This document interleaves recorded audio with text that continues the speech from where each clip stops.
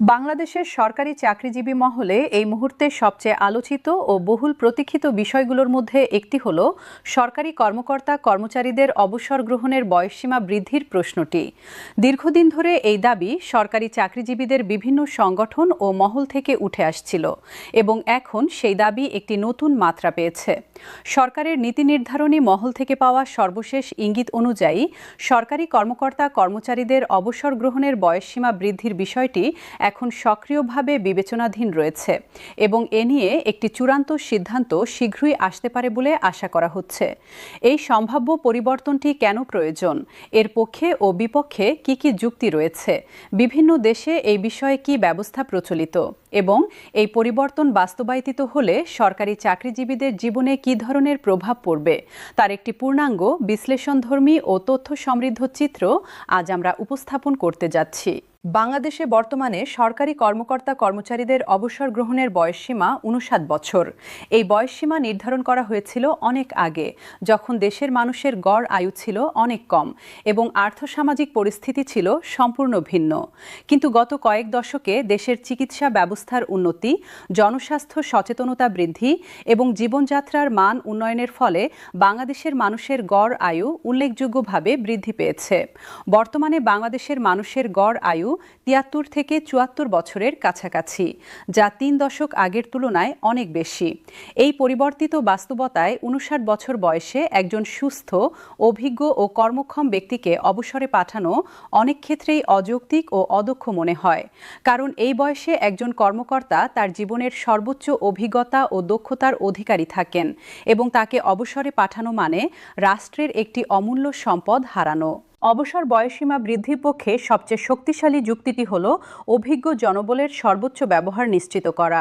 একজন সরকারি কর্মকর্তা তার কর্মজীবনের প্রথম ১০ থেকে ১৫ বছর মূলত শেখার ও অভিজ্ঞতা অর্জনের পর্যায়ে থাকেন। এরপর ধীরে ধীরে তিনি তার পেশায় পারদর্শী হয়ে ওঠেন এবং জটিল সমস্যা সমাধানে, নীতি নির্ধারণে এবং প্রশাসনিক সিদ্ধান্ত গ্রহণে তার অভিজ্ঞতা একটি গুরুত্বপূর্ণ ভূমিকা পালন করতে শুরু করে। ৫৫ থেকে ৬০ বছর বয়সে একজন কর্মকর্তা সাধারণত তার কর্মজীবনের সর্বোচ্চ পরিপক্কতা ও দক্ষতার পর্যায়ে থাকেন। এই সময়ে তাকে অবসরে পাঠানো মানে ঠিক যে মুহূর্তে তার কাছ থেকে সবচেয়ে বেশি কার্যকর সেবা পাওয়া সম্ভব, ঠিক সেই মুহূর্তে তাকে সরিয়ে দেওয়া। এটি রাষ্ট্রের জন্য এবং সামগ্রিক প্রশাসনিক দক্ষতার জন্য একটি বড় ক্ষতি। অবসর বয়সসীমা বৃদ্ধির পক্ষে দ্বিতীয় গুরুত্বপূর্ণ যুক্তি হল আর্থিক নিরাপত্তার বিষয়টি।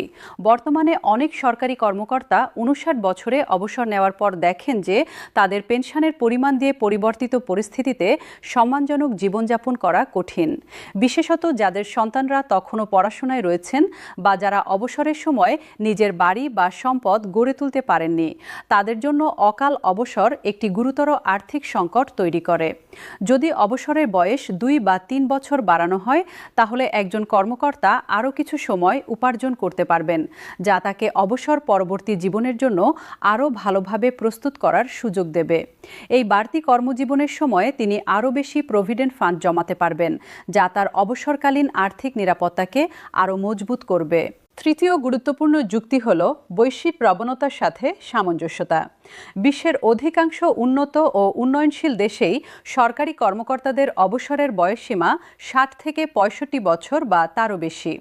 ভারতের সরকারি কর্মকর্তাদের অবসরের বয়স ৭ বছর, শ্রীলঙ্কায় ৭ বছর, জাপানে ৬৫ বছর, যুক্তরাষ্ট্রে কোনো বাধ্যতামূলক অবসরের বয়স নেই এবং ইউরোপের অনেক দেশেই অবসরের বয়সসীমা ৬৫ থেকে ৬৭ বছর পর্যন্ত। এমনকি বাংলাদেশের প্রতিবেশী দেশগুলোতেও অবসরের বয়স আমাদের দেশের চেয়ে বেশি।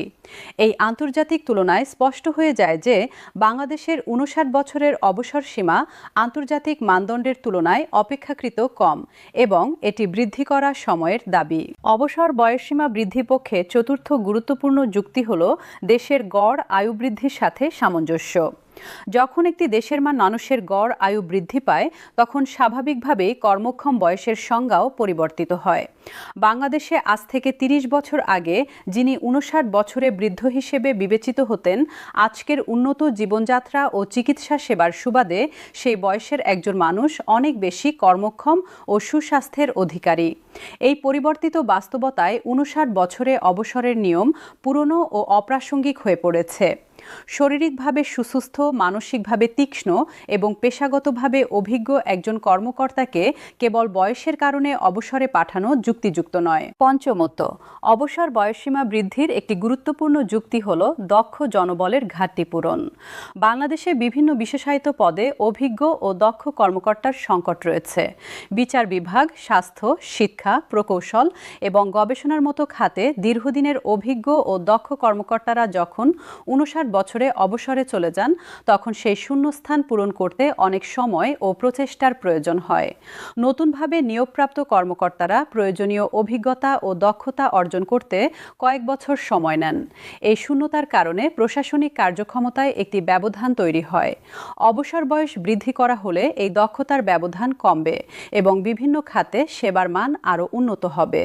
অবসর বয়সসীমা বৃদ্ধির বিষয়ে সরকারের পক্ষ থেকে যে পরিকল্পনার কথা আলোচনায় উঠে আসছে তাতে দুটি প্রধান প্রস্তাব রয়েছে।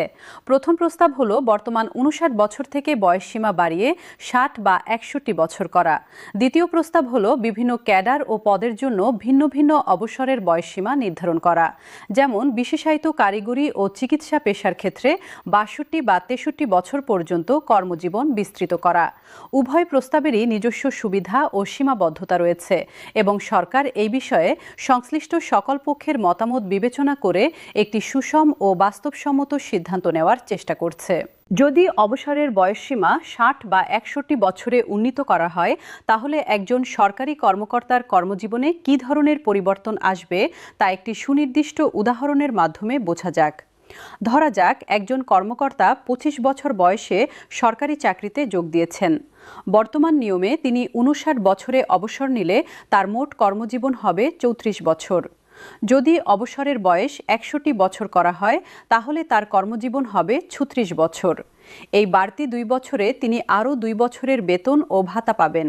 প্রভিডেন্ট ফান্ডে আরও 2 বছর জমা হবে এবং তার পেনশন ও গ্র্যাচুইটির পরিমাণও বৃদ্ধি পাবে।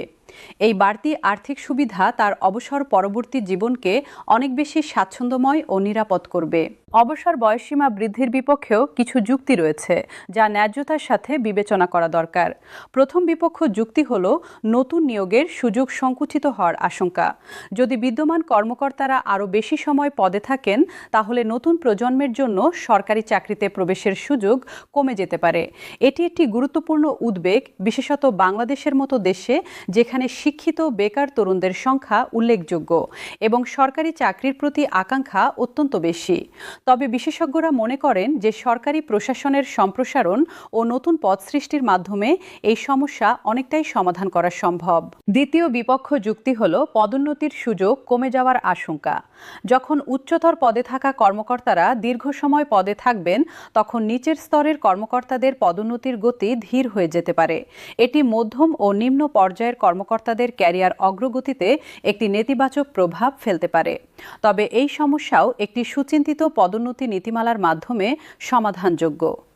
বয়সসীমা বৃদ্ধির পাশাপাশি পদোন্নতির সুযোগ বিস্তার ও নতুন পদ সৃষ্টির একটি সমন্বিত পরিকল্পনা গ্রহণ করলে এই সমস্যা অনেকটাই কাটিয়ে ওঠা সম্ভব। তৃতীয় বিপক্ষ যুক্তি হল স্বাস্থ্যজনিত বিষয়। যদিও গড় আয়ু